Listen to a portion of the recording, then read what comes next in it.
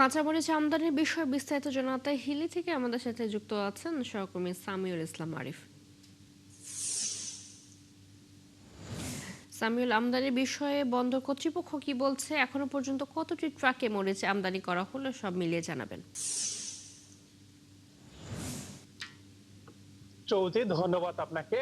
আপনি যেটি প্রশ্ন করছেন সেটি হচ্ছে যে আসলে বন্দর কর্তৃপক্ষ যেটি বলছেন যে আসলে ভারত থেকে যদি কোনো পণ্য বন্দরে প্রবেশ করে সেই ক্ষেত্রে কিন্তু কাস্টম শুল্ক পাবে এবং সরকার শুল্ক রাজস্ব আয় হবে।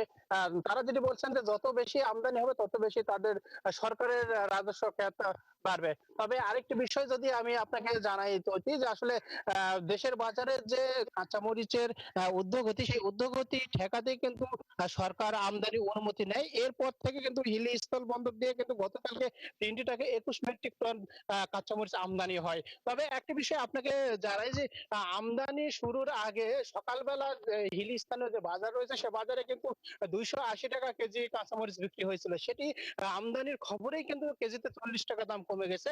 বিকেলে বিক্রি হয়েছে ২৪০ টাকা কেজি দরে। তবে ক্রেতারা যেটি বলছেন যে আসলে এটি আসলে সিন্ডিকেটের কবলেই পড়ে। যদি আমদানির অনুমতি যদি ৪০ টাকা কেজি কমে সেক্ষেত্রে ক্রেতাদের জন্য আসলে এটা দুর্ভোগের বিষয়। তবে আমি আমদানিকারকের সঙ্গে কথা বলেছি। আমদানিকারক আমাকে যেটি জানিয়েছেন যে আসলে হিলি স্থল বন্দর দিয়ে কাঁচামরিচ আমদানি হচ্ছে।